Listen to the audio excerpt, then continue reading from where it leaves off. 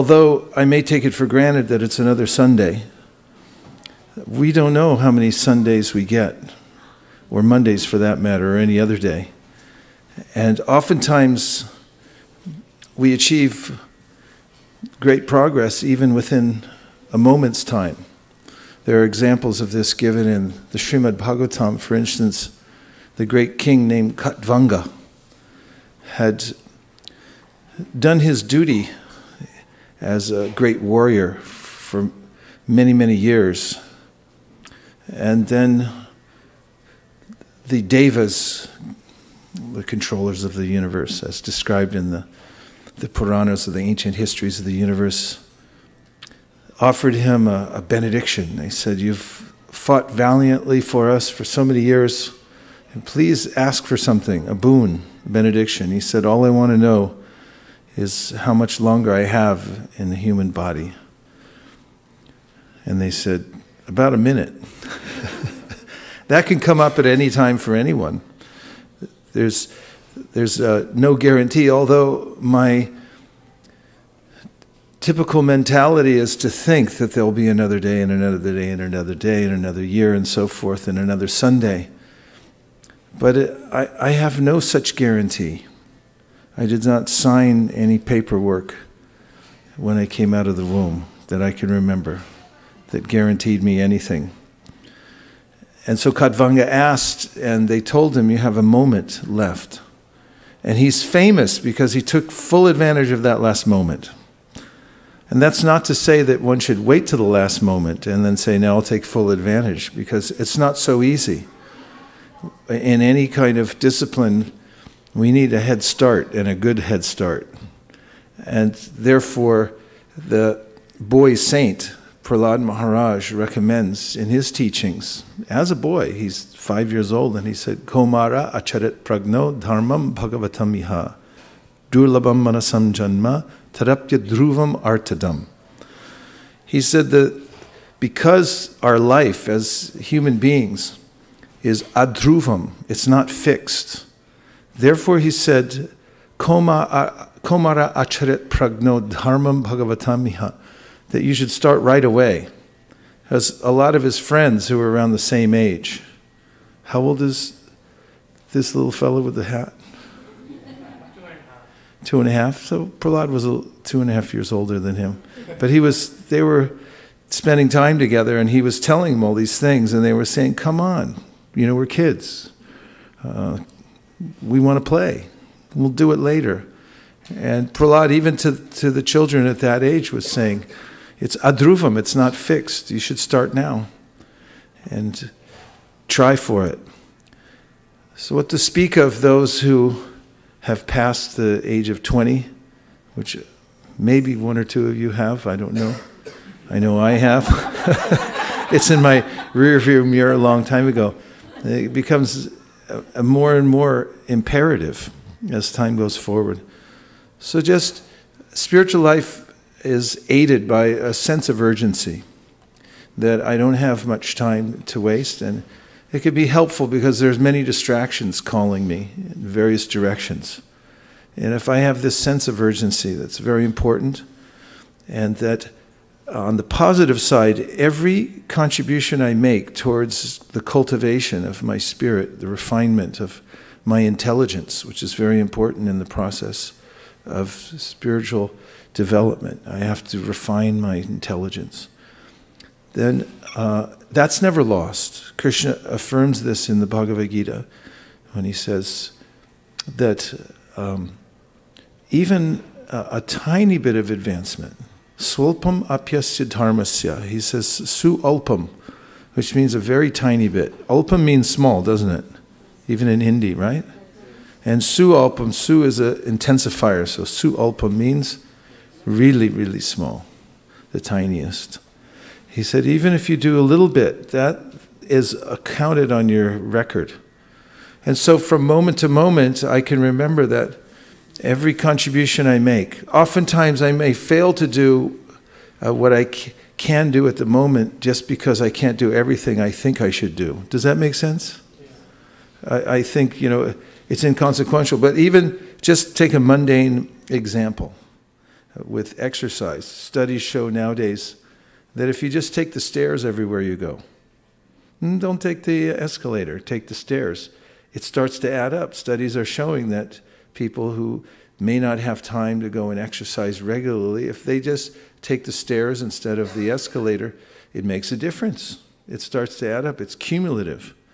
And similarly, in our busy lives, although we may have many distractions and obligations, if we learn to take advantage of whatever few minutes we may have here and there, achikochi, as they say in Japan, here and there, then, or tokidoki, now and then if I take advantage of it, then I'll accumulate, and it won't be lost.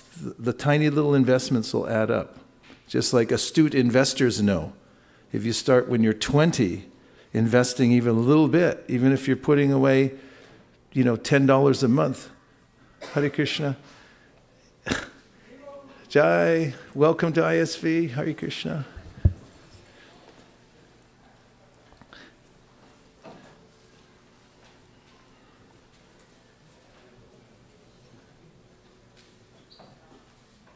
Can you give me some information?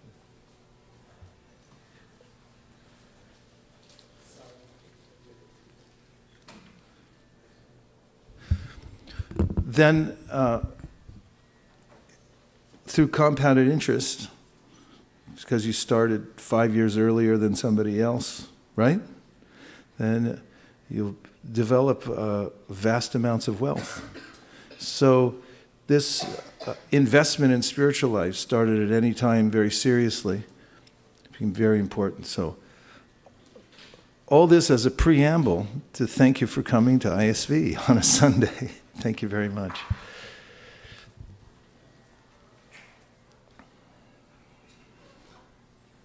It's the clip that opens the pen. You just push it down on the side.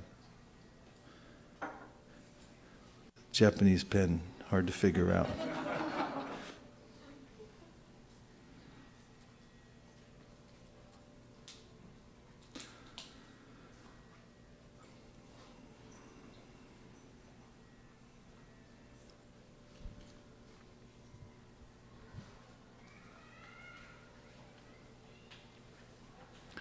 In a few minutes, we're going to begin with our program tonight with some group chanting of the Hare Krishna mantra. And the Hare Krishna mantra is recommended as a panacea and a primary means, or I should rephrase that, the primary means by which one can advance in spiritual life, especially in this current age of Kali Yuga. And if one has no knowledge of the mantra, it'll still have an effect. However, there is a way in which, by getting some knowledge, the background, some context, why the mantra is potent, one may feel more enthusiastic to chant it and may greet the mantra more enthusiastically with an open mind and heart. So, express my appreciation. Please accept.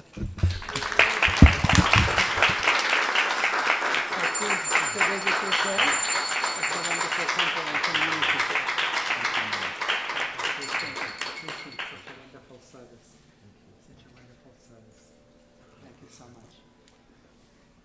I'll just spend some time here in your program, and then please welcome Bhakti Swarup Chaitanya Swami.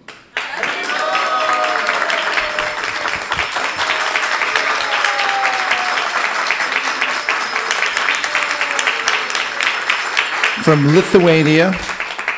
He's from Lithuania, North Europe. Took sannyas from Bhakti Chaitanya Swami. He's been a devotee since 1984. Please give a warm ISV welcome.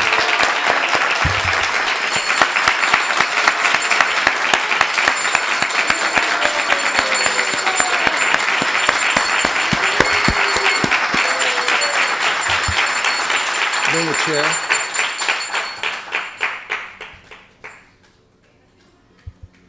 on my YouTube We'll just take a lounge minute. program. Please sit.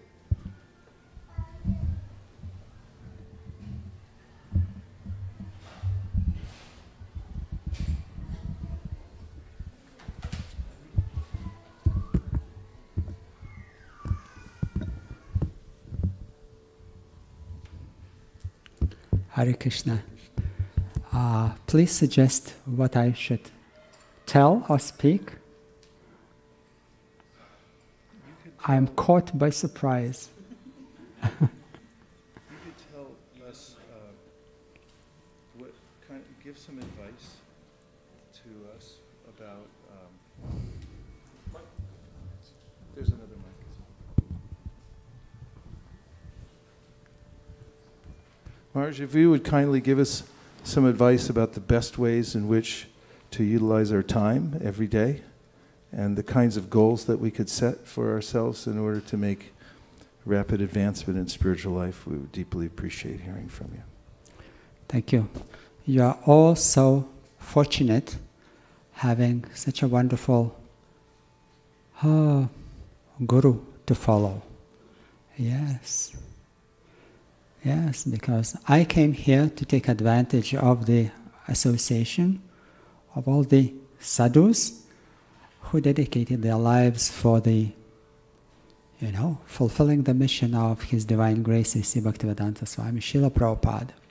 And I'm from this generation who never met Srila Prabhupada in person. But we are meeting him daily. In the pages of Bhagavad Gita, Srimad Bhagavatam, we are meeting him. And one of the disciples of Srila Prabhupada, His Holiness Niranjana Maharaj, he admitted saying that even us, Prabhupada's disciples, now we can appreciate Srila Prabhupada even more now. What a wonderful, amazing task he achieved. Like, even in his absence, all of you, most of you, I believe, myself too, joining International Society for Krishna Consciousness. So when I am asked when I did join ISKCON, we joined in Soviet Union times when there were no ISKCON. So when did you join ISKCON? We joined ISKCON when there was no ISKCON there. Yeah? There was no registered organization, no temples, no books, no deities, no gurus, nothing. And we joined that. So we joined the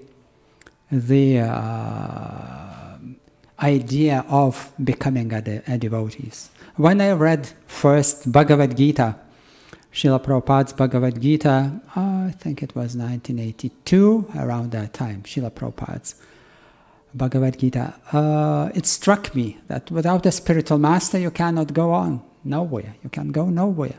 So I thought, my God, we live behind the Iron Curtain. You can't go anywhere from the country, Soviet Union. Nobody comes in. No gurus, no Google. You cannot search where to find guru. No cell phone, no internet at that time. So, And I made my mind. I thought, if the blind person, by the mercy of Lord Chaitanya, if a blind person can see the stars in the sky, and the lame person can cross the mountains, let me go and cross the mountains and go to India and find my guru. But fortunately enough, His Grace Gorbachev Prabhu, he made life easier. He started opening the country. He released our devotees from the prisons, and it enabled us to meet together. Although we were still printing books underground, but still books started becoming available. We could read, and after in 1990, 1991, we registered International Society for Krishna Consciousness, although almost 10 years we were functioning underground. So as Vaisesika Prabhu, His Grace Vaisesika Prabhu says, don't take it for granted, isn't it? Now, you know, everything is available. Go preach, distribute books, temples, deities, gurus, everything is available. But in those years was a great struggle, a risk, a great risk. But still, the mercy is there. It works. Still you have performed sacrifice. Those years or nowadays, still. And Bhagavad Gita teaches us that if you want to be happy, you have to perform sacrifice. Nayam lokostya yagyasya kutonya kuru satama. You don't perform sacrifice, you'll not be happy. It doesn't matter. You are rich, poor, or beautiful, strong, or no. You live in San Jose, or you live in San Siberia. It doesn't matter where. The principle is the same. The principle is the world was created by tapasya. So we can't be lazy and take it for granted. Oh, now, you know, prasad is everywhere for free. No, it takes endeavor. It takes endeavor. And if we believe in the philosophy, if we believe in Krishna, if we believe in Radha Krishna and Lord Chaitanya, that means it gives birth to the compassion in your heart for those who don't know, don't believe. Yeah? If we read, if we believe, if we are excited, if we practice, chant ourselves, it gives birth in your heart to compassion. You want to share. So much happiness in the heart. I remember in those years, the only service we could do in Soviet times, japa. You couldn't go on Harinam, there were no books to read, no temple, even Sangha was forbidden. You couldn't come together in the apartment and start chanting. The Secret Service, KGB, will break in and arrest everyone. So the only thing you could do, sit silently, peacefully at home and chant japa. So I was still a teenager and my parents were bewildered. What's going on with their son? He's waking up at 5 in the morning, going to the kitchen, switches on the light, and silence. What he is doing there in the kitchen, alone? Chanting silently japa, because it was the only service you could do, the only devotional service you could do, chant. So Vaisesika Prabhu asks, what's best time, what's the best, how to utilize our time the best? Srila Prabhupada says, if you have time, chant Hare Krishna. But when you tell to mundane people, they say, we don't have time. That's why we don't chant Hare Krishna. So you have to find time, yes, because there are first things first. If for you is first thing, eat, sleep, mate, and defend, then you are dvipada pashu, two-legged animal. If you don't want to be a two-legged animal, find time for primary activity. Glorify the Lord. And glorify the Lord to chant the holy name in short means, thank you, the Lord. It's our gratitude. Thank you. Thank you for inspiring us. Thank you for giving us a solution, liberation, and knowledge, mercy. Thank you. So from gratitude, we chant. Out of gratitude, we worship the Lord.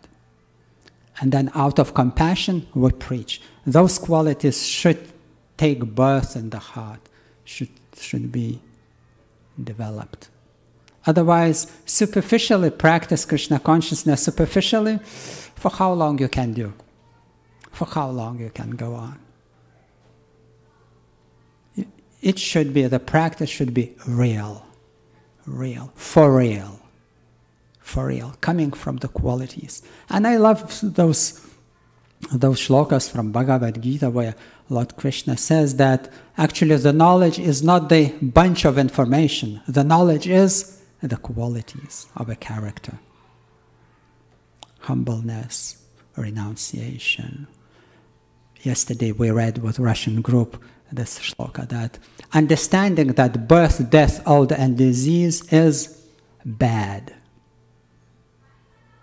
What it means? You do something against that. But if you think, oh, birth, death, birth, old age is okay, it's inevitable. No, it's to be avoided through the spiritual practice, through the elevation of the consciousness, Krishna consciousness. Then you become eternal. Yeah, so lots of things can be said. But I'm very excited when I come to such places where, curious eyes. You can look at the eyes of the devotees and they are alive. You look at the eyes of a mundane person, he's like semi-dead. You can't say he's alive. Bhagavatam calls them live corpse. Although bodily they're functioning, but heart is dead. Nothing happens there.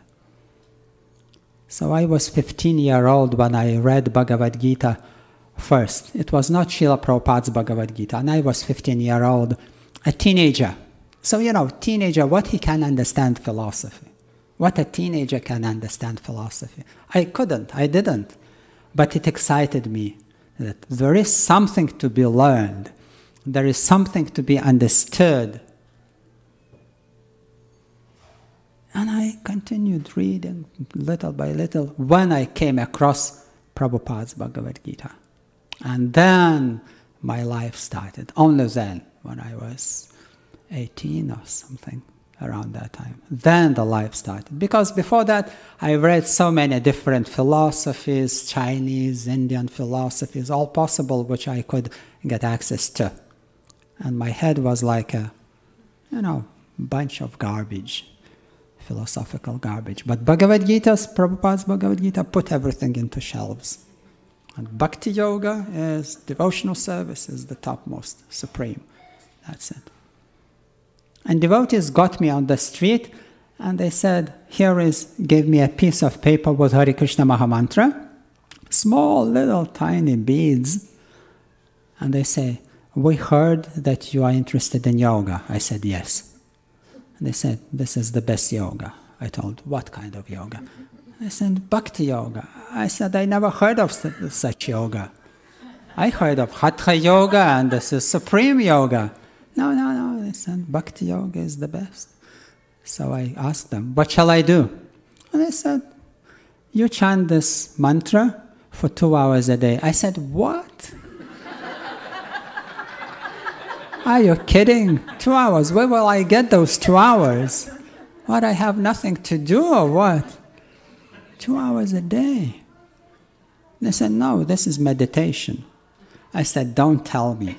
I try to meditate for a minute or two, and I have hard time to concentrate my mind. And you tell 2 hours. Who can do that? You try. And I tried. And I remember I learned this, I saw it for the first time. I never heard Krishna, Ram, not who they are, but what it is. Yeah. Krishna, Ram, what it is. And I learned it by heart because I thought, if I lose this piece of paper, I may lose opportunity. So I learned right away at the spot, Hare Krishna, Krishna Krishna, Hare Hare, Hare Rama, Rama Rama. And it gave me such a peace of mind. Now I have this mantra in my heart. That's it. Nobody can take it away. Because at that time we were very nervous about any religious activities. KGB and the governmental services, they're always on your case. You couldn't go to the church because you could lose your job or your study university. So I put it in my heart. I learned it at the spot. And then from time to time I started chanting 1 round, 2 rounds, 3 rounds, 1 round, 4 rounds, half round, 8 rounds, 2 rounds. I tried 16 rounds. Wow! I did it. I felt like really a hero. 16 rounds.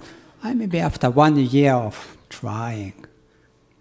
And then I chanted 16, 8 rounds, 4, 8, 16, 12, 10.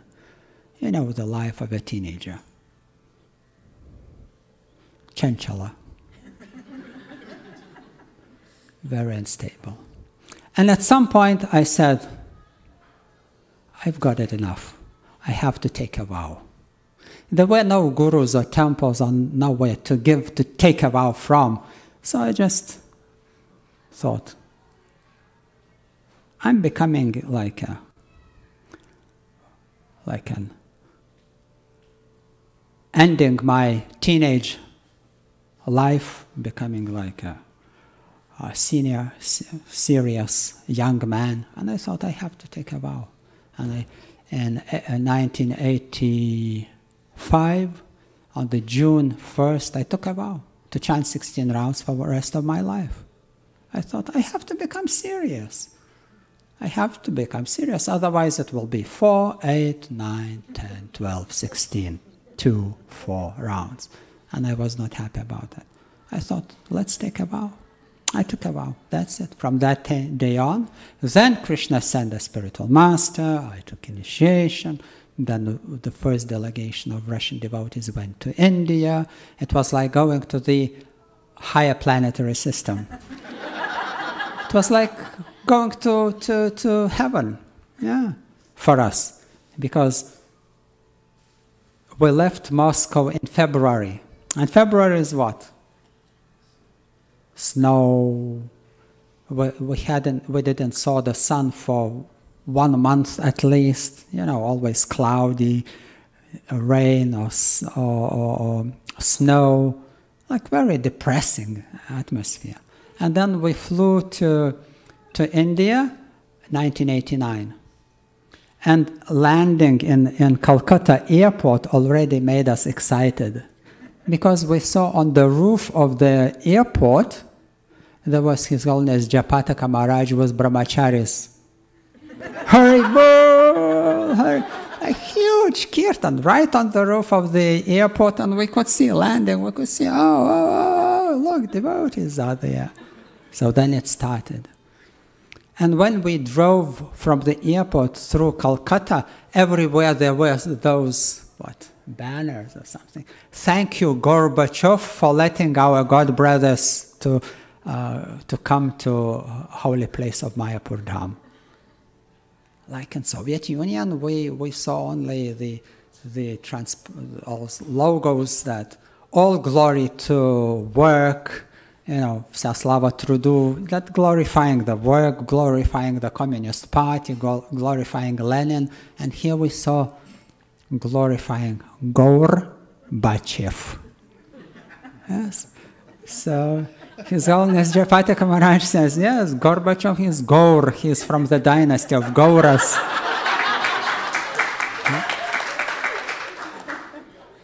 So everything, right from the very moment we stepped on the holy land of Bharatvarsha, it became like excitement. Total excitement. Total. You know, what to speak about Prashad when we went to Mayapur. Prashad was, I don't know, 10 sabjis, 12 sweets. We knew only 3 vegetables: potato, cabbage, carrot. We were vegetarians, yes. But this was cabbage, potato, and carrot. This is what we knew. And then we saw all types of vegetables. We didn't know the names. You know, Corella. Who saw Corella in Soviet Union?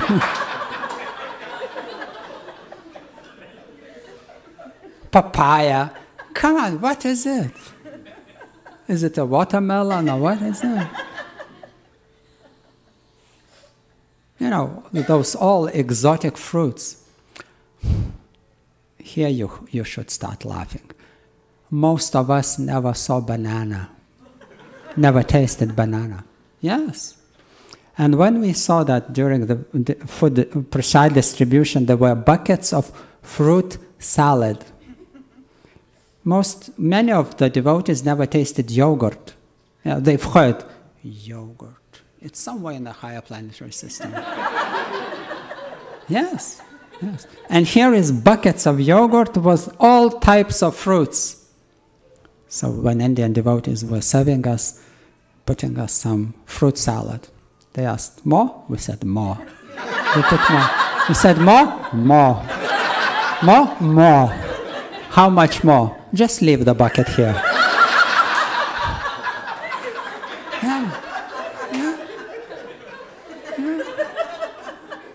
For us, it was like, another world of tastes. Another world of tastes. So after 2 weeks of feasting like this, it was a little bit too much for many of us. We got sick. Some of the devotees got sick, and they went back to the diet of cabbage and potato. This is what was common for us. But otherwise, it was really, really, really. And what to speak when we saw the Radha Madhava and Ashtasakis for the first time, Kirtiraj was facilitating, taking care of our groups.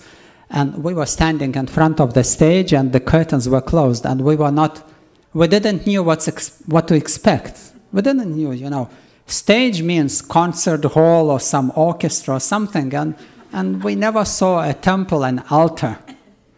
So there was like a stage, upper place, curtains, and everyone was standing and chanting in anticipation, and we thought, what's next?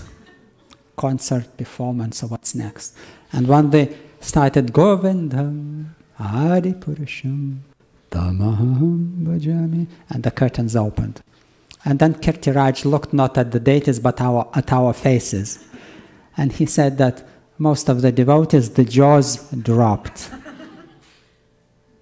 Deities of such a size, such a beauty, we're just knocked. We just, never saw anything like this in the life. Huge, big size deities and Radha Madhava. I believe most of you visited Mayapur Dham and you saw the deities. So that's why 1989, it's the deepest samskar I had in my life, still carrying and will carry, I don't know, for the rest of eternity. Because it was visiting the... First we thought higher planetary system, but then we understood it's Vaikuntha. It's Vaikuntha world. It's Vaikuntha world.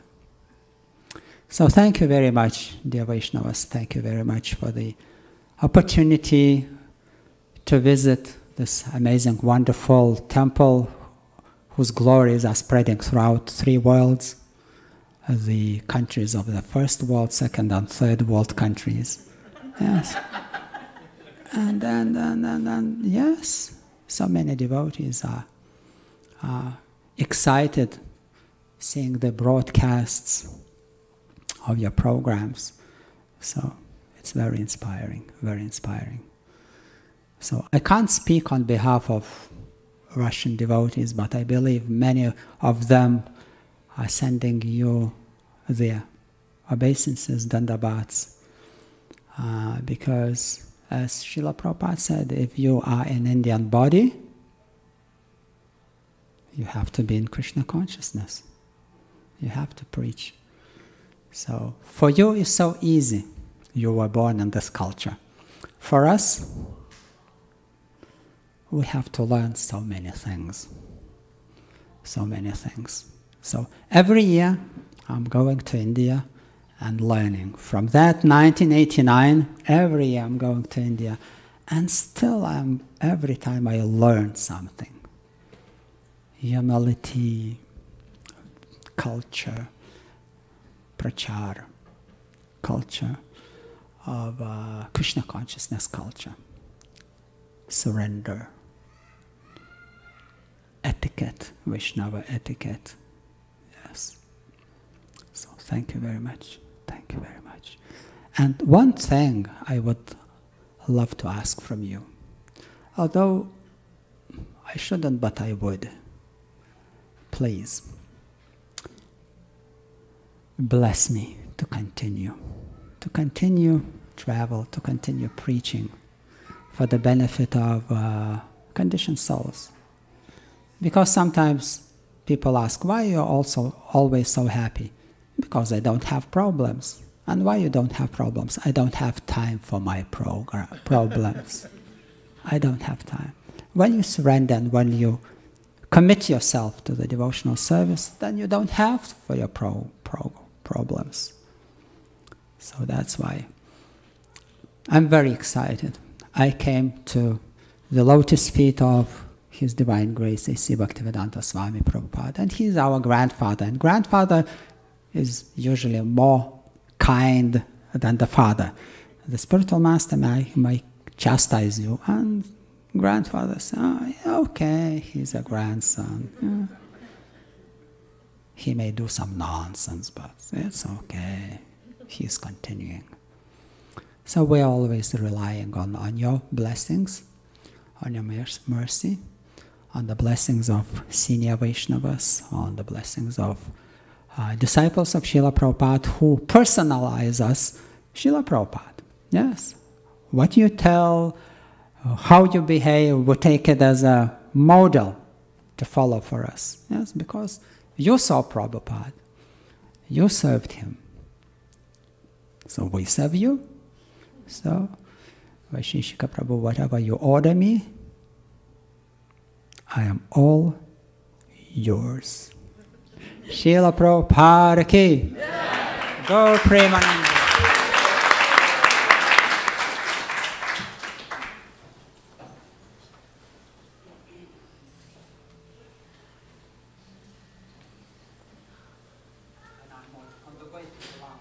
Oh, good. Okay, thank you very much. Hare Krishna.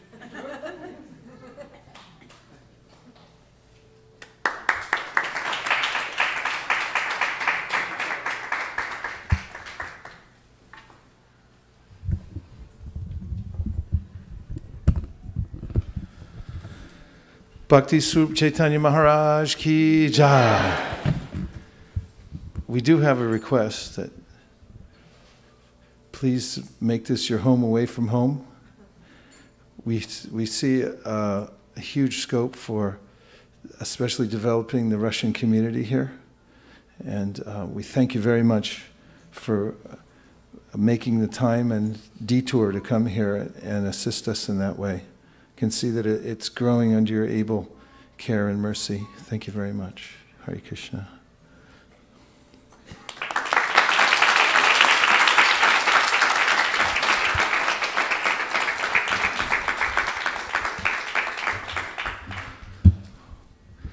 So as all of you know, if a sadhu suddenly comes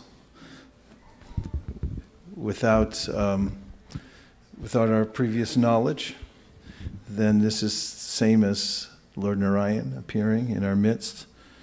And it must mean also that your desire to advance in devotional service is very strong. Just as when Parikshit Maharaj was sitting at the Ganga and trying to discern what was the exact course he should take in life, then many sages appeared, but then Shukadeva Goswami came. And this is a direct result of the intention he had within his heart. So the main reward that one gets for intensifying one's desire for advancing in devotional service is sadhu sangha. And we don't arrange it, but Krishna arranges it. You can be anywhere in the world, but if you have an intense enough desire to advance in devotional service, then Krishna will make arrangement. Of course, you can also pray for it. And a prayer that I've often made before chanting japa is that please give me the best of association and the intelligence to take advantage of it when it's there and to not make any offense. So I think it's by your desire that Maharaj appeared today and gave us that unforgettable perspective that followed perfectly in the vein of what we were talking about. But he gave us real life experience of being in a place where there was not just no facility, but anti-facility. It was a hostile environment. And from that, from wherever one starts, with the intensity of desire, then Krishna makes all arrangement in order to facilitate us. And sometimes, as the Shastra says, when we're defacilitated, it may help to remind us that Krishna consciousness is a rare commodity and not to squander what we have. I really liked what Maharaj pointed out, that he gave the contrast between the way the devotees in the former Soviet Union were teaching Krishna consciousness, using whatever they could, piece of paper with the mantra on it, tiny little beads, printing books underground, chanting japa, which is the only thing they could do. With what we have, freedom of speech laws, go anywhere you want, permits available for any place. I mean, there may be a few tiny exceptions, but in contrast with what the devotees in the former Soviet Union went through, we have the best of all circumstances. And whenever I go to other countries, even friendly countries that don't have as much facility as we do in America, what to speak of in California. I mean, it doesn't get any better than California. And in California, it doesn't get any better than the Bay Area. So when I go to other places and there's some little restriction, and I think, what? How could there be a restriction? I mean, I grew up here, so I'm used to it, having freedoms. But I always come back thinking, don't take them for granted, because they could be taken away at any time. And to remember that, take advantage while you have the opportunity, not just in our personal practices, but also in spreading Krishna consciousness as much as possible while it's there. Can't even take advantage, take for granted that we'll have books always fully available, which we do now, overflowing warehouses full of books and the facility to transport them and so forth. Better to think winter during the summer rather than thinking summer all summer. Think that anything could happen and I should prepare for it and always be ready and take advantage while I can. So Maharaj, somehow by Krishna's arrangement, he came at a particular time today and made an impression upon all of us, I think, that this is of the utmost importance, just by his countenance and the resonance of his voice, which is filled with realization from his own life experience. So we'll count that as a great blessing for being here. And as I started the conversation today, at any time while we're present for our practice of Krishna consciousness, anything can happen. Krishna can send anybody to come augment our Krishna consciousness. He can send any realization, but we should always be prepared for it and ready to take it. The more that we can be prepared, as Louis Pasteur once said, great discoveries come only unto the prepared mind. Oftentimes, well, not oftentimes, but always, Krishna is showering his mercy. But it's only according to my capacity to receive it. Can you turn the gain down a little bit? It's just gone up somehow. That I'm able to take in the mercy that he's sending. So, also, it's a reminder to us that here in the Bay Area, we have an expanding Russian Krishna Conscious program. Vaisesika and other devotees are organizing programs all over the Bay Area to assure that everybody in this area, and there are quite a few who speak Russian, gets an opportunity to take to Krishna consciousness in advance. And we've found that wherever we go, even if our Russian team just puts up a sign in Russian, it's kind of a magnet. Amidst the crowds of people anywhere, downtown Palo Alto or San Jose, Mountain View we had a sign up. And naturally, Russian people would come over and take advantage. It's just my perspective, but I find that they have an unusual acumen for taking to Krishna consciousness. And when they find others practicing Krishna consciousness, I've seen that even if they hadn't been interested before, particularly when they see other Russians, they'll say, okay, you're Russian? Hey, there's Russians over here. Let's go talk to them. What are you doing? Krishna consciousness. Can I join? So I see a really bright future for the development of Russian Krishna conscious programs all over the Bay Area and beyond. It's going on all over America and other countries as well. We also just recently opened the storehouse of Russian literatures. They'd been trickling in for a while for some reason. I don't know why, but these things take a crowbar sometimes to open up the storehouse. And just recently, we've gotten full facility for all kinds of Russian books to distribute. So you can consider that also. Everyone who's distributing books here at ISV, please also add it to your repertoire. And if you don't speak Russian yet, don't worry, we have our Russian language cards, and all you have to do is present the book, present the card, and then just stand and don't say a word. Because they will read it, and it's actually even more potent than if you speak Russian, because when you don't know a language, people are often more sympathetic. And also, when you hand them a card that has been ratified and you know what it says, they know that you know that they know what it says. And so the answer is yes or no. It can't be obfuscated and someone says, I don't understand what you're saying, therefore I can't take it. So it's a particularly potent way of distributing books, and it's important for us to expand our repertoire. So let's thank Maharaj one more time for coming in. Hare Krishna.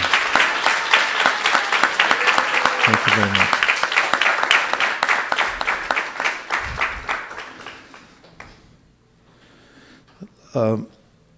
Just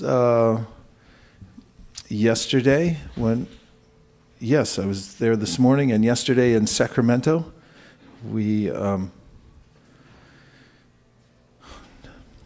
I became very aware of the book Beyond Birth and Death, because, I know I was thinking about it, because I did a class at a university, San Jose State University, on Thursday. And the professor there had received a copy of Beyond Birth and Death. It's a small book. And he had then adopted that book as a textbook for his class, which is called Death, Dying, and Liberation. And what a great group of students, and what a nice professor. So he asked me through Bhakti Derek, who's taking that class, and who's also a devotee chanting 16 rounds here, had invited me to come and speak on Beyond Birth and Death. And that, again, another case of taking things for granted. You think, oh yeah, there's thousands of those books. But it made me want to open it again and see, what are they reading? And just last night in Sacramento, we read the first paragraph of Beyond Birth and Death in our talk last night at a yoga center where the devotees gather. And we didn't go past the first paragraph. We mined as much as we could from that by reading it out loud 4 times and having the devotees reflect what was in it. And it reminded me of the depth of every one of Prabhupada's books and the opportunity that we have to distribute them. So when we had a little break on our way back from Sacramento this morning, I was looking through our bookshelves and I was pulling out some of the small books that Prabhupada produced, like On the Way to Krishna, and Easy Journey to Other Planets, and of course Beyond Birth and Death. And I was just looking through some of them and thinking each one of these is such a gem. And if someone with means, and practically everyone has means here in the Bay Area, otherwise you wouldn't survive, that just having some of those books with you wherever you go and strategically distributing them as you move throughout your day will create kind of a stir. You'll notice that your interactions are augmented substantially. There's a way in which when you give people a gift of a book, small book that they can handle, it's not overwhelmingly large, that they may look at the cover and they'll be delighted. And the books are not very expensive and they're easy to carry around. And it reminded me also that my good friend and god brother Tattvaj Swami had told me that wherever he goes, he always takes perfection of yoga with him. And he liberally distributes it as he's traveling. And he told me many miraculous stories just about his distribution of beyond birth and death, of perfection of yoga. One of which, when he was in a long line at getting ready to get on an airplane, he was on standby, and he was giving books to all the flight attendants that were at the gate, and then one of them came over and offered him a seat, and then another came over and said, we've given you an upgrade on the flight, and so forth. They recognized that he had something valuable to offer and that he was generously distributing it. And this is the mood of, or the mode of living that keeps one in happiness, actually. When you have something to give others that's of value, and you've realized it yourself, and you liberally give it to as many people as possible, look for opportunities. Just in that perspective of looking for opportunities to giving to other people as much as possible, one remains in a healthy state of mind. And also one feels reciprocation from one's environment. There's a Kumbh Mela going on somewhere, I can tell.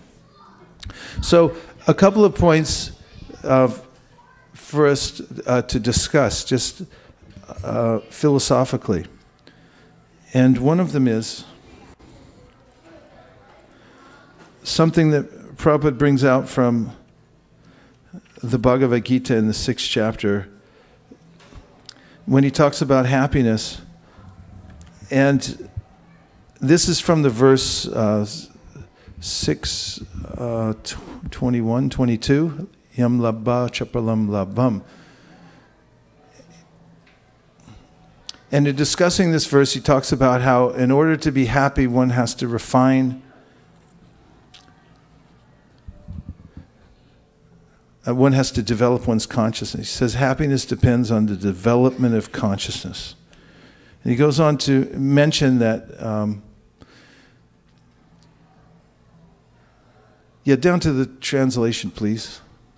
This is a verse in which Krishna talks about the process of yoga, a chapter in which he discusses yoga, and then he talks about the preliminary stages of realization. And when you hear this verse, it's quite enticing, because it talks about the kind of taste that one gets from the bona fide practice of yoga when one transcends the anxieties of the mind, the entanglement of the senses with their objects. And so I'll read it out loud. In the stage of perfection called trance or samadhi, one's mind is completely restrained from material mental activities by practice of yoga. This perfection is characterized by one's ability to see the self by the pure mind and to relish and rejoice in the self. In that joyous state, one is situated in boundless transcendental happiness, realized through transcendental senses.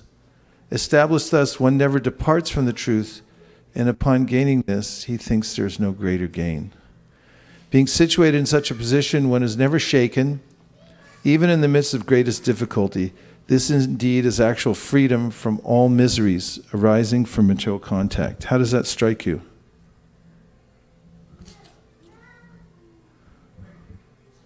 Who said something? Poetical. Yeah, it does sound poetical. What else? Your reactions? Yes? Please pass the microphones quickly.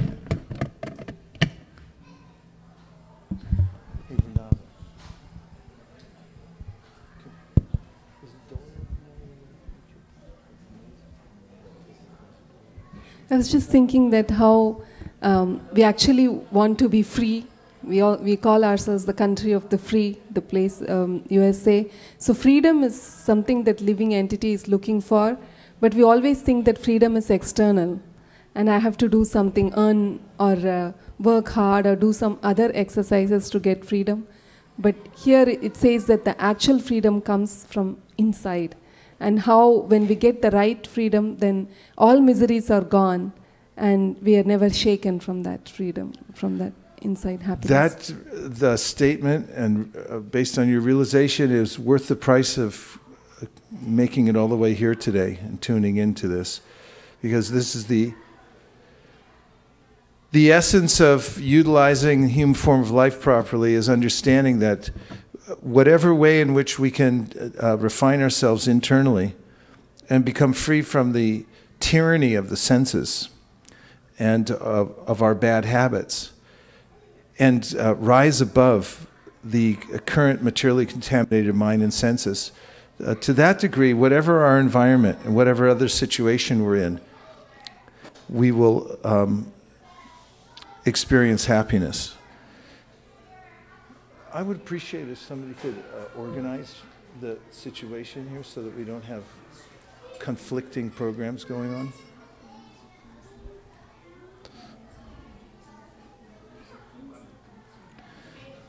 So the point that Prabhupada makes in relationship to this verse is that the key goal of human life is to develop the consciousness. And this is the process of Krishna consciousness. It's development of consciousness. And the highest type of consciousness is called Krishna consciousness. And so it's a cultivation, and by that cultivation, one can come to these states of tasting happiness that's beyond the mundane. This is a great enticement. Some other devotees had some points. Yes. I noticed that the S in self is capitalized, so can you make clear which self it is that... Well, when it's capitalized, it means the Paramatma, the Supreme Self. And in the sense of seeing the difference between when one is aware of oneself, one also naturally becomes aware that one's being maintained by a higher self. This is talked about by Shukadeva Goswami in the Srimad Bhagavatam, when he says, Atmanam Akilatmanam. There's our self, and we're a part of the Supreme Self, but he says, what is the self of our self? He points out that our main interest in life, and you can trace this out in the various aspects of our what we call self-interest, everything about us is centered on ourself. I may say, my family, but that's my extended self-interest. Or my country, that's also extended self-interest.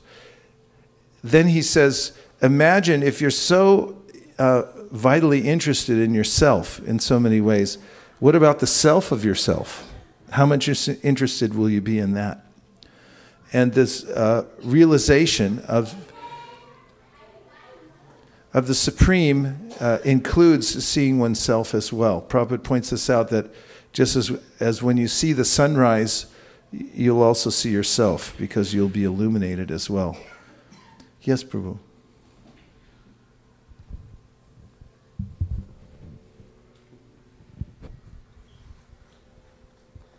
Hare Krishna, thank you for bringing this so important verse.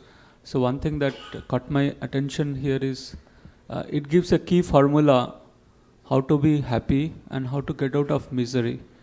We see that in this world, people are miserable even in the most so-called happiest situation.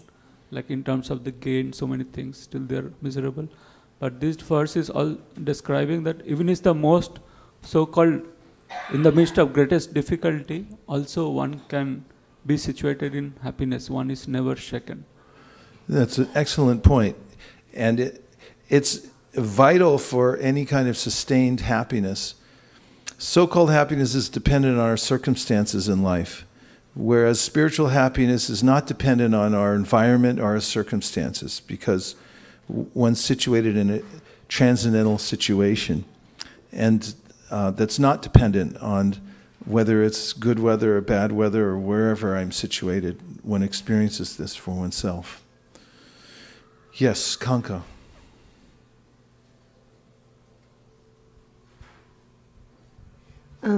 You were talking about also that to know that each second is so valuable and each day is so valuable. And of course, as we get older, we realize how that, death can come at any minute. And so I was thinking with this verse, how we're so grateful that Prabhupada has given us the ability to know how to live and how to die. And this verse is telling us Krishna consciousness and the practice of Krishna consciousness. Somebody who really absorbs their mind in that will never be shaken, no matter what the situation. Thank you. Yes. And in this context, as Prabhupada comments on this verse, he mentions that one should thoroughly study the subject matter of the difference between a living body and a dead body. And he did point out in his various teachings while he was here that there are many universities around the world. However, very few of them, or none of them, have a department to study the difference between a living body and a dead body. There are a lot of assumptions made about what life is, but no one's actually studied it very carefully. And he points out that, as many passages in the Srimad Bhagavatam and the Bhagavad Gita do, that the body itself is comprised of senses. Please notice, if you look around, briefly, don't stare at anybody, but you just take a look and notice that the human body is actually a little conglomeration of senses. Most of them are grouped around the head. They're actually important and vital. They do amazing things, like the ears. I take again for granted that I can hear. But what is it? How am I taking in sound? It's a specially designed instrument. And there's the smelling feature, there's the tongue. Oh, don't forget the eyes. They're really grouped up here quite in a concentrated way. And so when the spiritual spark leaves the body, the senses are still there. You can observe a body and you can see the same nose is there. The nose doesn't fall off. The eyes are there also, but if you look into the eyes of a person who's just left his or her body behind, you'll notice a difference. They become opaque. There's no more life there. I was there with the godbrother in Los Angeles, Sudama Prabhu, and I was next to him when he left his body. And I had been talking to him a day or two before, and then he kind of went into slightly a comatose situation. But even then, you could see that the body was animated, and the color of the skin, it had sort of a glow to it.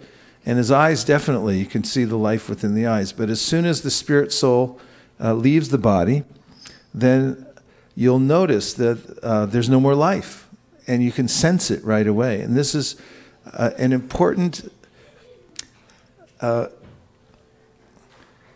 aspect of life to understand, and of philosophy, and that is that when the soul is in the body's animated, and the body's made of senses.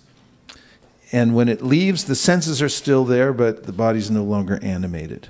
And it seems like such a simple point, but it's amazingly passed over. Everywhere in the world, there are departments for studying many different ways to manipulate material nature and to also study the mind. And there are very few places that study the difference between a living body and a dead body. So this is something that the Bhagavatam goes into again and again. And that's because it's easy to overlook. And there's a story, and many stories in the Bhagavatam, one about a king who dies in the battlefield. His wives and queens come to his side, and they're wailing into the evening air that our king, our husband, is gone. And Yamaraj, hearing that from his abode, comes there in the form of a small boy and asks them why they're crying. And they say, our husband, the king, is gone. He says, he's right there. The same body is there, the same senses are there. So I don't understand why you're crying. And they say, you don't understand, he's gone. And then Yamaraj reveals who he is, and he said, you don't understand. You never saw your husband. All this time you were relating to your husband thinking that he was this body, and the part that you were relating to is right there still. But the part that actually animated the body, that was perceiving the information coming through the various senses, has left. He's gone now. And this is commonly known as avidya, or ignorance. I don't know who I am. And I accept that I'm the body. And this is the cause of all my problems. I might try to adjust my problems in various ways in this lifetime. Might I not? Anybody try to do that? Adjust one's life so you don't have problems? Or do you ask for problems? So in the Bhagavatam, this is minus the realization that I'm not the body. This kind of adjustment is compared to carrying a heavy load, like maybe you have a medium size or small size anvil you have to carry around. You have anvils here? You even know what one is? An anvil? Let's pick something else. A big box of bricks, and you're carrying that around, and it gets tiring on one side, so then you switch it to the other side. And then this side gets tired, so you put it on your head. And you carry it for a little while there and think, okay, that's better. But within a few minutes, now your head's tired, so you switch it back here. So material life is a constant series of making adjustments that will simply shift the problem from one place to the next. And I never become relieved of that problem until I'm able to rise to the level of this verse, in which I perceive myself as an entity beyond the current material body. And it's easy to make a mistake and accept the kind of happiness in the material world as real happiness. We hear about happiness in the material world, but we never quite taste it. For instance, have you ever heard of sugar cane? Have you ever tasted sugar cane? Okay, now let's imagine a person who's never tasted sugar cane before. Is there anybody here who's never tasted sugar cane? Okay. So let's say we tell you all about sugar cane. Malini, you've tasted sugar cane? Okay, give her the mic and tell her what it tastes like. Be a little dramatic. This is one of the most sweetest thing I've ever tasted in my entire life. It's hard on the outside, so you just have to take out the external cover of it, and then when you taste it, it's so juicy. It has some pulp also, but you chew it until there is nothing there, but it's so tasty. And could you describe what it looks like? It looks like a bamboo, if you can imagine a bamboo, and with a cover on the top. And you just peel off the top cover, which is a little hard to peel, but still you can do it. Okay, very good. Now we've told her how sweet it is, and we told her it looks like bamboo. So she goes out and she finds some bamboo. And then she starts chewing on it. And because it looks just like what you described, and chews on the bamboo, how will she feel? What? Betrayed. Quite betrayed. Yeah, you're given something, you expect one thing, and you get some other taste. And so the bamboo is very dry, and it's hard. It looks like sugar cane in a lot of ways. But it's not sugar cane. It doesn't have any sweetness at all. So there's a way in which I'm mistaking the objects of the senses and the means of enjoyment in this world by trying to taste the various objects of the senses to be the pathway to happiness. And it seems like I should have happiness, but there's no juice there. There's no actual relish. So one has to find the actual place in which one can taste the sweetness that we're searching for. And we do have spiritual senses through which we can taste that real happiness. So the process of Krishna consciousness is a refinement. It's a purification process of senses, so we can rise above the part that covers over our original senses, so we can actually taste spiritual happiness. And this is a non-sectarian pursuit. Anybody from any background can do this. It doesn't matter where one comes from. Everybody who's a spiritual entity has the capability of doing that. And the process of Krishna consciousness is meant to bring one to that stage where one can taste this kind of happiness. So,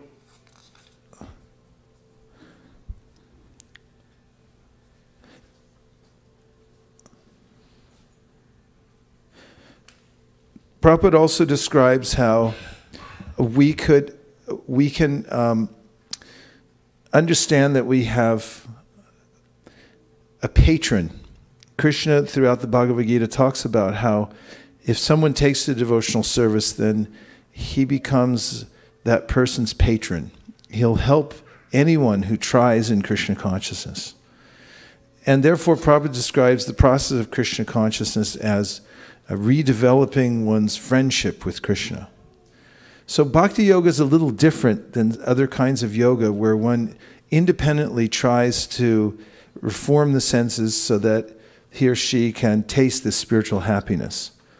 But it has more to do with recognizing that Krishna is the source of our senses and that he's also our ultimate best well-wisher. And that by the activities of what we call bhakti, which are really activities meant to redevelop our friendship with Krishna, that we can receive his direct intervention in our life and help. And there's various ways in which Krishna says in the Bhagavad Gita that he helps anyone who takes to the process of Krishna consciousness. Because he's already there and he's availed himself to every living entity. In fact, he never leaves us. He's there within the heart. But I've turned my attention away from him, and by the process of bhakti, which is connecting everything back to Krishna and redeveloping my friendship with him, then I begin to feel again that reciprocation of my ultimate friend who's there. And this is a kind of an exhilarating experience that by practicing bhakti yoga, I begin to feel Krishna's reciprocation in my life, and I recognize that he is the ultimate resort. So Prabhupada then points out in relationship to this verse that there's no other shelter in this world.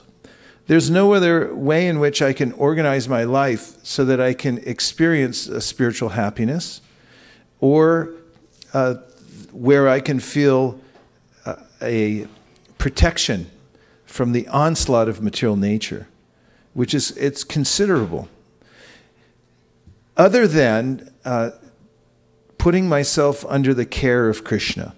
So Prabhupada was very specific when he named the society that he started, the International Society for Krishna Consciousness, because he wanted to be specific in saying that Krishna, who's a name for our original divine source, is a person.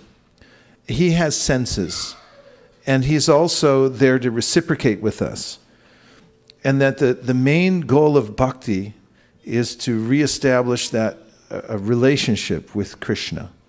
And by doing that, then Krishna helps and directs us. And no matter how inept we may be to begin with, he gives us intelligence, and he provides all kinds of facility for us to make advancement in Krishna consciousness.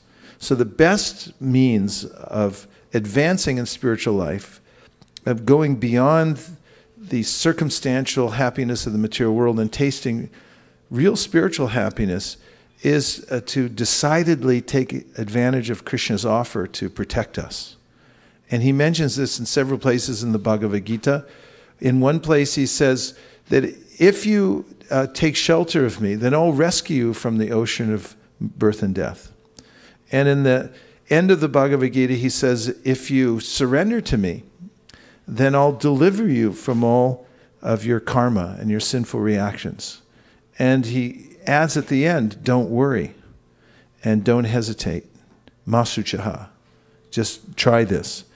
And so, in a very simple but very profound way, if one engages in acts of deliberate surrender to Krishna, offering oneself in his service, and accepting things that are most favorable for developing our friendship with Krishna. That means taking into our lives things that Krishna likes. And you might want to do some research. You can look into some of the things that Krishna says in the Bhagavad Gita and find out, what does he like? And what does he like me to do? And you say, okay, I'm going to try doing that. Just as you do if you met somebody that you wanted to impress. Have you ever had that happen before? Yes. Say yes. Okay. So you wanted to impress somebody, and should I ask somebody? Who were you trying to impress? And what did you do? You find out that the person that you're enamored of likes what? What? Cars. Okay, yeah, likes cars. So you mortgage whatever you have. You sell your cricket bat or whatever, and you go out and get yourself a car. And you drive around in the kind of car. So the person might be attracted to you, right? I mean, you might, in personal terms, you might think of how to adjust your personal life to attract the attention of another. So bhakti's like that. If you find out the kinds of things that Krishna likes, and you put those in your life, and then you find out the kinds of things that he doesn't think are such a great idea, and then you eliminate those from your life. Have you ever done that to impress somebody? Gotten rid of a bad habit or something like that? And the other person, wow, you got rid of your bad habit for me? So those are the first two elements on the path of surrendering to Krishna that make it very personal. Doing things that will attract Krishna's attention, and getting rid of things that he doesn't appreciate. And then there's a way in which you can transfer your sense of how you're being protected in this world from the various kinds of insurance that you have. How many kinds of insurance do we have? At least 10. Name 5. Car insurance. There are 2 kinds of car insurance. There's collision and there's liability. So that's actually 2 right there. Then health insurance. Oh, that's a big topic now. Then there's home insurance, but it's divided into many categories. There's fire, there's flood, there's earthquake, which will buy you a tent after your house is destroyed. There's life insurance, which is actually misnamed. It's actually death insurance. If you look at it properly. And if you bought whole life insurance, you got ripped off, and I'm sorry to mention it right now. You should buy term life. So there's a lot of there's a lot of different kinds of insurance and ways in which we umbrella insurance on top of it all. So in case you miss something or you get sued for somebody stepping on a nail on your property or something like that, you have to have umbrella insurance. There's a lot of ways in which, and still, even with all that, I mean, Hiranyakashipu had the idea. He would buy insurance on everything, double down on every kind of insurance, and then it still fell through. So if one begins to transfer one's sense of how I'm being protected, it doesn't mean that you throw caution to the wind and walk out into traffic and say, Krishna's protecting me, I don't care. He's also protecting us through intelligence. I had this discussion recently because we're talking about the ways in which sometimes, devotees might take some herbs or something like that to help their health. And then someone volunteered when they were being asked, do you take anything? They say, no, we don't take anything. We just depend on Krishna. And then later I said to them, I said, Krishna said in the Bhagavad Gita, I'm the healing herb. So what do you mean? And there's a way in which he may give us intelligence to take a certain thing in order to, and besides that, Lakshman was cured by Hanuman going to get herbs. Like, okay. So it doesn't mean that we're irresponsible, we don't take any steps, but it does mean that we chance our sense of how we're being protected in this world from it's all up to me and I'm making all kinds of arrangements on my own, to thinking that ultimately Krishna is my only protector. And that goes for maintainer also, because I have a sense that I've worked hard in this world and that I'm maintaining myself by my hard work, or that my company's maintaining me. And all of these things, Prahlad Maharaj said, are simply a mask. But behind that mask is Krishna, and he's the one who's providing all of the kind of maintenance that I'm getting from various sources. And Prabhupada often points out, as does the Shastra, that if you notice in nature that elephants, who are very large and they eat more than we do, are being maintained.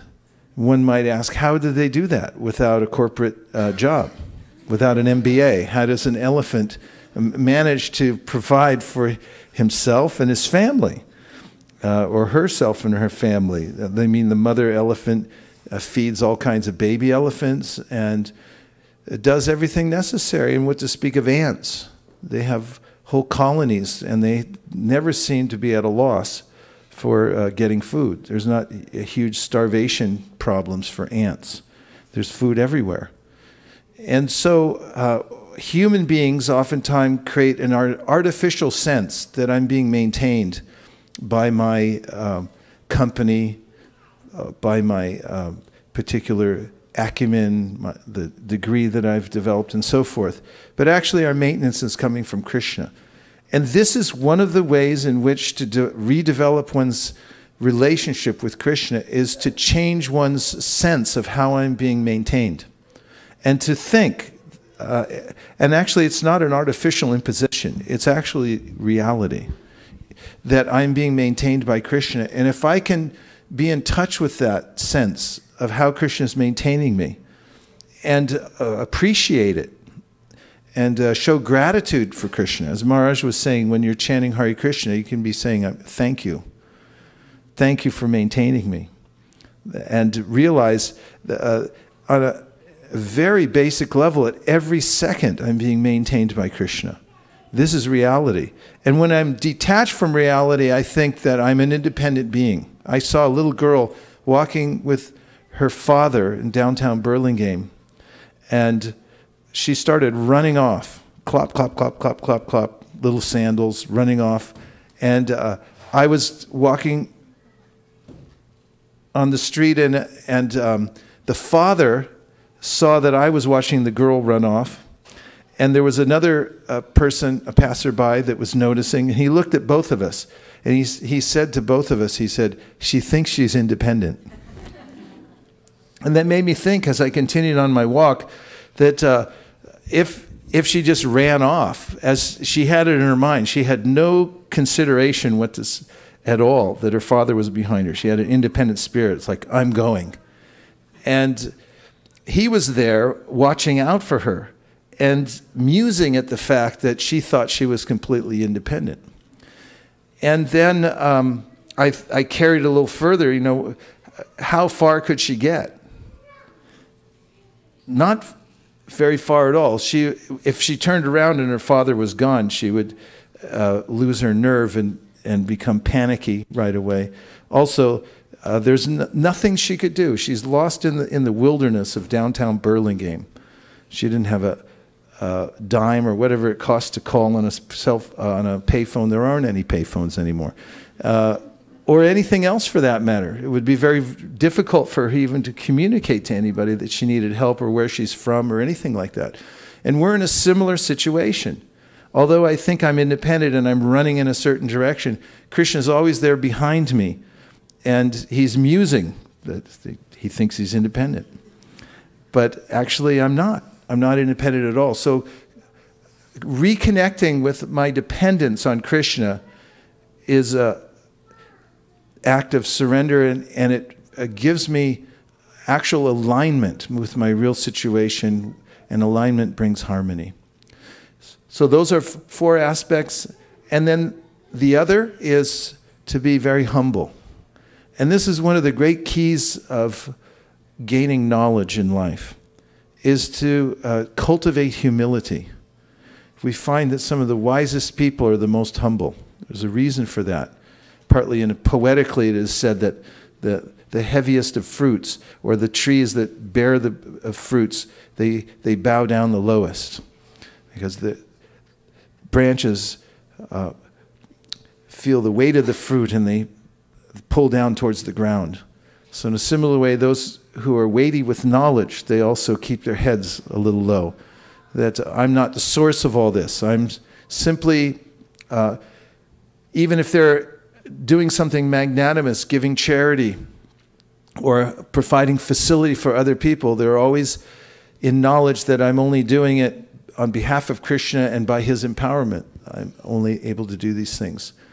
So such a person remains humble always, and this can be cultivated. If one cultivates humility, one will open one's mind and heart to higher knowledge and realization.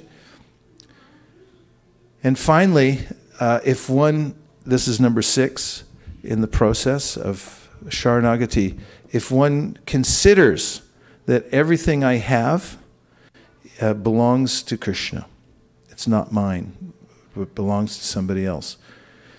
First of all, it's a great relief because it's true. And second of all, when we recognize that it belongs to Krishna and not to myself, then we have a sense that it should be used in his service, and it becomes properly aligned. It's ludicrous to think that I have anything. And we realize that at intervals in our life, or in circumstances when things are taken away unceremoniously. Not the least of which is the body that I'm inhabiting now. When material nature reclaims it at a particular time, and I was just counting today on my way home from Sacramento all the friends that have passed away, and I haven't really, I've been so busy I haven't even had time to process it all. But when I start counting them all, including friends I knew in high school, one of my best friends from high school, who with whom I used to practice a lot of sports. He was one of the, superstars in school and things. And then suddenly he just passed away for some reason. And I thought, how could that happen? And then what to speak of so many fellow devotees that I've known over the years. And I just get phone calls or an email and they say, okay, they're gone.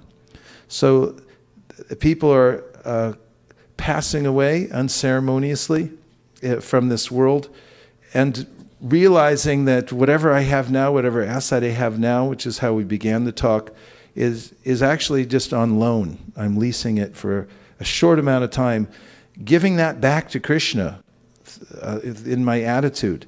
This is an act of surrender that adheres me to Krishna's shelter. And so if one does this, Prabhupada points out, then one will feel this kind of satisfaction in life naturally, taking the path of surrender to Krishna.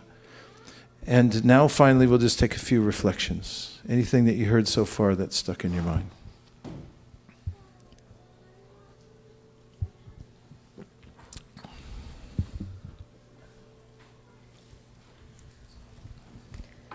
Hare Krishna. The point that struck to me was Krishna also protects us through our intelligence. Yes, that's right. Krishna also protects us through our intelligence. There was some joke I heard a few years ago about a man who was in a big house when a flood started, and then the rescue teams came by the house and said, there's a flood coming, get in the car, let's go, take all your possessions as soon as you can. He said, no, I just depend on God. And then the flood came, and it came a little higher, and he was on the second floor of his house, and then they came by in a boat. And they said, get in the boat, get all your stuff, whatever you can. And he said, no, I just depend on God. And then finally he was on the roof of his house. A helicopter came down and said, "Grab the rope, let's go." And he said, "I'm waiting, God will protect me, don't worry." And so then the flood came and he drowned. And then there was a reckoning, and he came before Supreme Judge, who said, "So why did you drown like that?" He said, "I was just waiting for God to come and save me." And he said, "We sent you a car, a boat, and a helicopter, and you didn't take advantage of it. What were you thinking?" So there's a way in which we have to recognize the facility that Krishna also sends us and use it properly. Yes? Also, we like the concept of the beyond birth and death, how people are taking advantage of the book itself. You know, professor using beyond birth and death. Yeah. That's amazing. It is amazing. And, you know, that's one of the benefits of distributing books is when other people appreciate them, then you take another look at it. As I picked up that book and I said, this is a textbook for a university class, and it costs $20,000 a year to go to that school. This is what they're using. It costs 38 cents to us. But I don't know how much they're charging the students, probably like $50 or something for the textbook. But, you know, it also made me look into it and say, how voluminous is even the smallest of books that we have to distribute? And when I met the professor in the class, and he so much appreciated the knowledge in that book, and so did the students in the class. And even the first few paragraphs are so such profound knowledge, and knowledge that they hadn't heard before. The professor had, but the students hadn't. I realized even more the profundity of our tradition and the literature that comes down to us, and then also the benefits of distributing it. Thank you, Bali. Nice point. So similarly, you know, it is likely, as you mentioned, the book distribution. Malini Mataji, myself, Shiv Kumar was there yesterday, Antariksha and all. So you expect the unexpected, means the person who is taking the book, she asked the questions that we said, oh, 5,000 years ago, Kali Yuga, and it appeared, and this is coming from the Guru, disciple succession. But surprisingly, she asked, there are 32 Guru, and if one Guru lives 100 years, you are saying 100 years is the lifespan. 3,200 years, right? Where is 1,800 years gone? So we have to, means people are rationally, we never thought of as questions like this, but they have such very analytical questions coming. Yeah, and of course, the answer to that is just like in science. You name in science the scientists who made the most noteworthy of contributions. There are hundreds, maybe thousands of scientists between each one. But some of them made such notable contributions that they're named as a chain of people coming down in either science, in psychology, and any other discipline. There is a dogma that comes down. It means it's a predigested knowledge, an axiomatic truth that's passed down, and then there's a lineage that's mentioned. But your point is that as we teach it to other people, they challenge us in various ways that helps us to research more thoroughly what we're actually doing. And that is one of the ways in which to fortify oneself in the process of Krishna consciousness is to teach it to other people. Yes? So, regarding this verse, I didn't knew that self meant supreme self. So, that was new to me. And when I read it back again now, two examples came to my mind. One was Bhishma, and another was Haridas Thakur. And they seem to, when they left their bodies, they seem to epitomize this whole verse. So that was a realization. And I have one more to share. I got an email from ISKCON Connection, and it had a small snippet of Prabhupada's letter. So just wanted to read that small snippet. Prabhupada is writing letter to Revati Nandana from Mayapur, 1976 or something. Wherever you deliver your lectures to students, try to introduce at least our small books. If the students purchase these cheaper small books, they will get permanent impressions of Krishna consciousness. Especially present them Easy Journey to Other Planets, Topmost Yoga, Beyond Birth and Death, Krishna Trilogy, and Nectar of Instructions. these are cheaper and they can purchase them and read them easily. I sent this note to Damodar. Yeah, nice. Get these small books and carry them with you. Make your life more exciting. Okay, yes. Govinda. Madhava Govinda. Yeah, just to say, after your presentation in the university, many of the first thing that the students told the professor is, how can we be like you? They were so impressed with your presentation. And also the professor also commented saying that how this was one of the most non-sectarian presentation that he had ever seen when even presenting it. So, okay.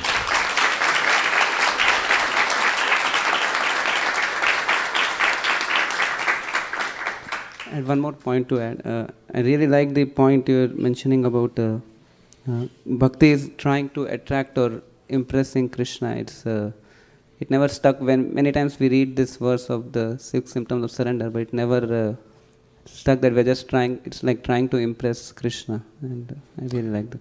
Yeah, it's like a friend, and you're trying to impress them, and like, how do you get close to them? So one of the best ways to make friends with somebody is if you appreciate their pet. It's remarkable how well this works. And you just go for a walk, and if you see somebody walking their dog, don't address them, because they'll think, why are you invading my space, and who are you? Are you going to kill me? What? And then, but if you notice their dog, say, nice dog, they'll stop. They're like, yeah, it is a nice dog. I rescued this dog, and if you appreciate the dog, then immediately they'll become your friend. And Prabhupada points out, to impress Krishna directly, the resources may be vast. For instance, there are, in other yugas, there are huge yagyas that one must perform and so forth. He said, but if, he said, a big man has a child, he said the whole business can be finished if you spend just a few cents for a little candy lozenge. He said, here you go. What would have cost you thousands of dollars, you pay like 2 cents, and you go, here. Kid likes it, the father's like, hey, all right, I like this guy. So bhakti's like that. And Prabhupada especially mentions that if you make friendship with the devotees, because the devotees, Krishna says again and again, are most dear to me. So the devotees recognize this, or the aspiring devotees, and they try to align themselves with the bhaktas. And if you love me, love my dog. And yes, Malini, please. Prabhuji, thank you for such a nice lecture. It's hard to pick which point to reflect on. But 2 things I was thinking. Like when Maharaj was here, Maharaj was mentioning that all this devotional, whatever literature is like a garbage. And when you get Srila Prabhupada's books, they put them into shelves, Karma Yoga, Jnana Yoga, Bhakti Yoga. So yesterday, when as Balimadan Prabhu was mentioning, we met this lady who read so many different things, and she was confused in many ways and things like that. And just as you were mentioning, Krishna is a patron. Within, he guides you from within, and then somehow the devotees show up with Srimad Bhagavatam. And I was just imagining how all the thoughts, all the literature that she read, now she can put in proper shelves, like, okay, this is Bhakti Yoga, this is what I have to do. So I was really appreciating the fact that Krishna is a patron. Yeah, it was very helpful. Who wouldn't want to have a patron? Especially, what if you had a patron that was the wealthiest person in the whole world, and the brightest, and the most capable in every way? And you feel like, okay, I got a patron. I'm okay. And that's the feeling that devotees have. My patron is Krishna. And there's a way in which Krishna talks about this in the Bhagavad Gita. Just take my patronage. I'm ready to offer it to you. If you just take that, then you'll be okay. Everything will be fine.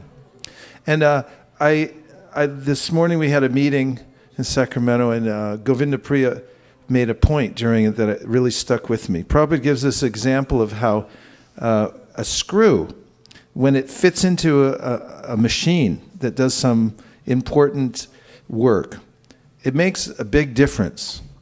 on its own, when you take out the screw, then the screw itself becomes insignificant. If you find it somewhere, you'll pick it up. And like I did once, as I've mentioned, I found a screw on the ground. I looked at it. I said, poor thing. You know, what happened to you? Where's your machine, you know? I don't know where your machine is. If I could find it, I'd take you back there.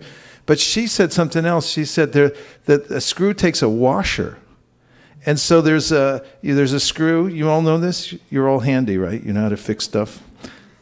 Okay, so I don't. So there's a screw, and it takes a washer. A washer holds the screw in place.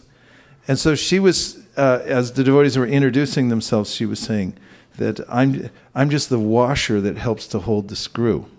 So there's somebody else doing important service, right? And then I say that I'm just helping that person to hold their service in place. And then paradoxically, the more removed we are, we think I'm assisting those who are doing important service. And when we put ourselves in the position of the washer that holds the screw, then this is very pleasing to Krishna, that one's very humbly assisting others. And this is indirectly becomes more direct. You become the servant of the servant of the servant. And this is one of the ways in which to impress Krishna, is to take this position, that I'm the washer that holds the screw. I'm not even the screw that goes in that does something important. I'm just helping the screw to stay in the machine so it can do something important. And if we develop that kind of attitude, then this is very pleasing to Krishna.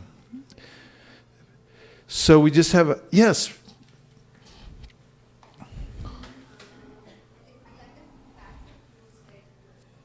Oh, we have two going. Okay, yes. Hare Krishna.